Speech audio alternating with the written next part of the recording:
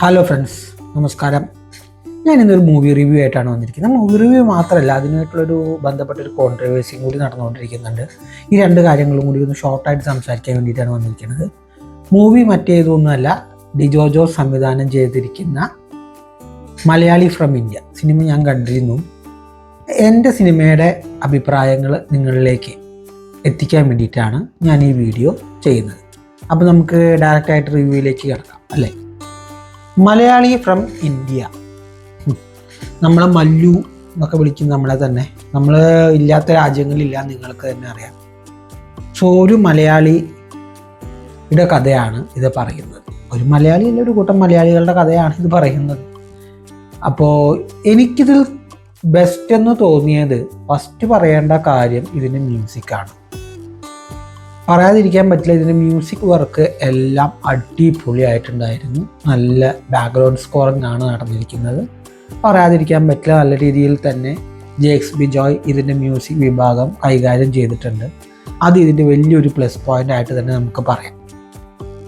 പിന്നെ ഇതിൻ്റെ മറ്റൊരു പോസിറ്റീവ് എന്ന് പറയുന്നത്, പൊളി എന്ന് പറയുന്ന നടൻ്റെ ബേസിക് ആയിട്ടുള്ള കുറച്ച് ക്വാളിറ്റികളുണ്ട് ആക്ടിങ്ങിൽ. അതായത് ഒരു എന്താ പറയുക, ഒരു ഒഴുക്കുള്ള ഒരു ആക്ടിങ്, അത് ഈ ക്യാരക്ടറിന് നല്ലപോലെ ചേരുന്നുണ്ട്. ആ ഒരു പേടിച്ച് നിൽക്കുന്ന രീതിയും അതിൽ നിന്ന് ഒരു നെഗറ്റീവ് തോട്ടിൽ നിന്ന് പോസിറ്റീവ് തോട്ടിലേക്ക് മാറുന്ന ആ ഒരു രീതികളൊക്കെ ഇതിൽ കറക്റ്റായിട്ട് കാണിച്ചിട്ടുണ്ട്. നിവിൻ പല സിനിമകളിലും കാണിച്ചിട്ടുള്ളതാണ്. അത് ഇതിലും നല്ലപോലെ വർക്കൗട്ട് ആയിട്ടുണ്ട് എന്നുള്ളതാണ് സത്യം. പിന്നെ എനിക്ക് തോന്നിയൊരു പോസിറ്റീവ്, ഇതിലെ കാസ്റ്റിങ്ങുകളിൽ എനിക്ക് വലിയ കുഴപ്പം തോന്നിയില്ല. പിന്നെ അനശ്വര എന്ന് പറഞ്ഞൊരു കാസ്റ്റിംഗ് ചിലപ്പോൾ ആ ഒരു പാട്ടിന് വേണ്ടി മാത്രം വെച്ചതാണോ എന്ന് എനിക്ക് തോന്നിപ്പോയി. വലിയൊരു റോളൊന്നും ആ കാസ്റ്റിങ്ങിന് കണ്ടില്ല. എന്നാലും ചെയ്തിടത്തോളം എല്ലാവരും നന്നായി ചെയ്തിട്ടുണ്ട്. മഞ്ജു പിള്ള ചേച്ചി നന്നായിട്ട് ചെയ്തിട്ടുണ്ട്. പിന്നെ അതുകൂടാതെ നമ്മുടെ സലീം കുമാർ ഏട്ടൻ ഒരു സീൻ അടിപൊളിയായിട്ട് ചെയ്തിട്ടുണ്ട്. ഷൈൻ ടോം ചാക്കോ ഒറ്റ സീനിലേ വരുന്നുള്ളൂ, എന്നാലും നന്നായി ചെയ്തിട്ടുണ്ട്. വിനീത് ശ്രീനിവാസൻ യൂഷ്വലി എന്താണോ ചെയ്യുന്നത് അതൊക്കെ ഇതിലും ചെയ്തു വെച്ചിട്ടുണ്ട്, ഇല്ല എന്ന് പറയാൻ പറ്റില്ല. ധ്യാൻ ചെയ്യേണ്ട കാര്യങ്ങൾ ധ്യാൻ വൃത്തിയായിട്ട് ഇതിൽ ചെയ്തു വെച്ചിട്ടുണ്ട്. ഒരു കോമഡി, ആ ഒരു കോംബോ കോമഡി വർക്കൗട്ടൊക്കെ ആയിട്ടുണ്ട്. പിന്നെ ഇതിലേറ്റവും പറയേണ്ട കാര്യം, ഇബ്രാഹിം ഖാദിരി എന്ന് പറഞ്ഞാൽ വേഷം ചെയ്തിരിക്കുന്ന ആളാണ്. അയാൾ ഇതിൽ നല്ലപോലെ അഭിനയിച്ചിട്ടുണ്ട്. ദുബായിൽ വന്ന സെക്കൻഡ് ഹാഫിന് ശേഷമാണ് അവിടെ എത്തി ഉണ്ടാകുന്ന കാര്യങ്ങളെല്ലാം വളരെ അയാളുടെ ആക്ടിങ് വളരെ നാച്ചുറൽ ആയിട്ട് തന്നെ ചെയ്തിട്ടുണ്ട്. നല്ലൊരു ആക്ടിങ് ആണ്, അത് പറയാതിരിക്കാൻ പറ്റില്ല. പിന്നെ പലപ്പോഴും നല്ല ഇടയ്ക്കിടയ്ക്ക് വെച്ച് ചില ഗൂസ് ബംസ് മൊമെൻറ്റ്സ് ഉണ്ട്. അതൊക്കെയാണ് ഈ പടത്തിനെ പിടിച്ചിരുത്തിയിരിക്കുന്നത്. പക്ഷെ എന്നാലും 186 മിനിറ്റ്സ് റൺ ചെയ്യാനുള്ള ഒരു പടം ഉണ്ടോ എന്ന് ചോദിച്ചാൽ എനിക്കറിയില്ല, എനിക്കതൊന്നും തോന്നിയില്ല.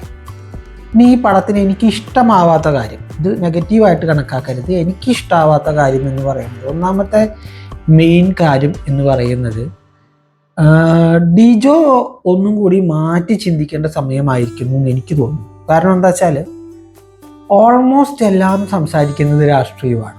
എല്ലാത്തിൻ്റെയും രാഷ്ട്രീയം, എല്ലാ സിനിമകളിലെയും രാഷ്ട്രീയം പറയുന്നതും ഒന്നാണ്. നല്ലതാണ്, നല്ല കാര്യമാണ് പറയുന്നത്, ചീത്തയല്ല പറയുന്നത്. പക്ഷെ അതിൽ കുറച്ച് കോമഡി ചേർക്കുന്നു, അല്ലെങ്കിൽ അതിൽ കുറച്ച് സീരിയസ്നെസ് ചേർക്കുന്നു, അല്ലെങ്കിൽ അതിൽ വേറെ എന്തെങ്കിലും ചെയ്യുന്നു.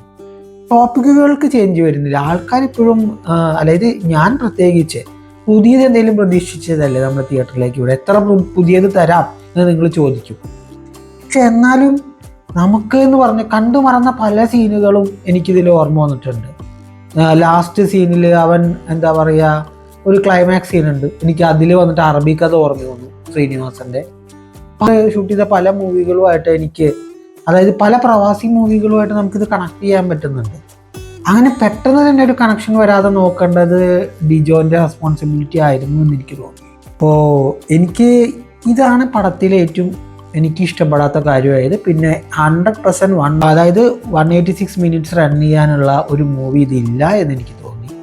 അതിൻ്റെ അത്രയൊന്നും സ്റ്റോറി ഇതിനില്ല. അപ്പോൾ ഞാൻ പറയുന്നത് എന്താ വെച്ചാൽ, എൻ്റെ ഒരു വ്യക്തിപരമായ അഭിപ്രായം, ഡിജോ ജോസിനോടുള്ള എൻ്റെ ഒരു വ്യക്തിപരമായ അഭിപ്രായം, ഒരു പ്രേക്ഷകൻ എന്നുള്ള നിലയിൽ, എനിക്ക് ഞാൻ സിനിമ നിരൂപകനോ ഒന്നുമല്ല, ഒരു പ്രേക്ഷകൻ എന്നുള്ള നിലയിൽ ഈ രാഷ്ട്രീയം അല്ലെങ്കിൽ അതിൻ്റെ ഒരു വ്യക്തിപരമായ പൊളിറ്റിക്സുമായിട്ട് ബന്ധപ്പെട്ട സിനിമകളിൽ നിന്ന് ഒന്ന് മാറി ചിന്തിച്ച് താങ്കൾക്കൊരു വെറൈറ്റി ചെയ്യാൻ പറ്റും ഇത് താങ്കൾ തെളിയിച്ചാൽ കുറച്ചും കൂടി നന്നായിരിക്കുമെന്ന് തോന്നി. ഇതിൽ അഭിനയിച്ച എല്ലാവർക്കും എൻ്റെ അഭിനന്ദനങ്ങൾ അറിയിക്കാൻ. എല്ലാവരും നന്നായിട്ട് തന്നെ ചെയ്തിട്ടുണ്ട്. പക്ഷേ പറയാനുള്ളത്, എവിടെയൊക്കെയോ കണ്ടു മറന്ന ഒരു പടം വീണ്ടും കാണുന്ന മാതിരി തോന്നി. പലരും പല സിനിമകളും അങ്ങനെയൊക്കെ തന്നെയാണെങ്കിലും ഇത് വല്ലാതെ പെട്ടെന്ന് നമുക്ക് പല സീനുകളും റിസംബിൾ ചെയ്യാൻ പറ്റുന്ന മാതിരി തോന്നി. ഇനി ഇതിൻ്റെ കോൺട്രവേഴ്സിയുടെ ഭാഗം പറയുകയാണെങ്കിൽ, അതായത് നമ്മുടെ നിഷാദ് കോയ, അദ്ദേഹമാണ് ഈ കോൺട്രവേഴ്സിക്കൊക്കെ സ്റ്റാർട്ടിങ് ഇട്ടിരിക്കുന്നത്. പടത്തിന് റിലീസ് ചെയ്യുന്ന തലേ ദിവസം ഫേസ്ബുക്കിൽ ഏകദേശം ഒരു സ്റ്റോറി അദ്ദേഹം പോസ്റ്റ് ചെയ്യുന്നു. ഇതായിരിക്കുമല്ലോ സ്റ്റോറി എന്ന് അദ്ദേഹം ചോദിക്കുന്നു. ഒരു 10-15 മിനിറ്റ് കഴിയുമ്പോൾ ആ പോസ്റ്റ് ഡിലീറ്റ് ചെയ്യുന്നു. പിന്നെ അതിനെക്കുറിച്ചൊരു ചാനൽ, ഏതോ സിനി ഹബോ എന്തോ ആണ് ഇൻ്റർവ്യൂ ചെയ്തിരിക്കുന്നത്. ആ ഇൻ്റർവ്യൂവിൻ്റെ 2 ലിങ്കും ഞാൻ ഇതിലേക്ക് കൊടുക്കാം. ഞാൻ ഇൻ്റർവ്യൂ ഒന്നും നിങ്ങളെ ഇവിടെ കാണിക്കാൻ ഉദ്ദേശിക്കുന്നില്ല. ആ ഇൻ്റർവ്യൂവിൻ്റെ ലിങ്ക് ഞാൻ ഇവിടെ കൊടുക്കാം. ഇത്രയുള്ള സംഭവം. അദ്ദേഹത്തിൻ്റെ തിരക്കഥയായിരുന്നു അത്. അദ്ദേഹം അത് ജയസൂര്യയായിട്ട് ചെയ്യാൻ ഉദ്ദേശിച്ചതായിരുന്നു. എന്തൊക്കെയോ കാരണങ്ങൾ കൊണ്ട് നീണ്ടുപോയി. അത് കാരണം അത് ചെയ്യാൻ പറ്റിയില്ല. ഇനിയിപ്പോൾ അത് ചെയ്തിട്ട് എന്താ കാര്യം എന്നുള്ളൊരു ചോദ്യം ആണ്. അതായത് വിമാനവും എബിയും മാതിരിയായി പോകരുത് എന്നൊക്കെ പറഞ്ഞു എന്നുള്ളതാണ് ഈ കോൺട്രവേഴ്സിയുടെ കാര്യം. അദ്ദേഹം എന്തോ ലീഗലായിട്ട് നിഷാദ് കോയ മൂവ് ചെയ്യാൻ പോവുകയാണ് എന്നൊക്കെ പറയുന്നത് കേട്ടു.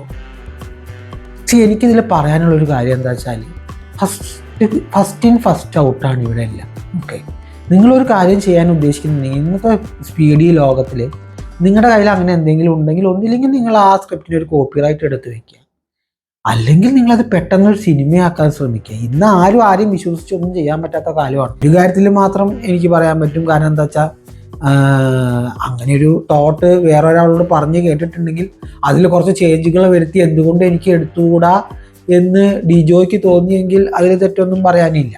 അതിന് നമുക്കിപ്പോൾ ഒന്നും പറയാൻ പറ്റില്ല. അദ്ദേഹം ആ മാറ്റങ്ങൾ വരുത്തിയെടുത്തു, അദ്ദേഹം അത് സക്സസ് ആക്കി എടുത്തു.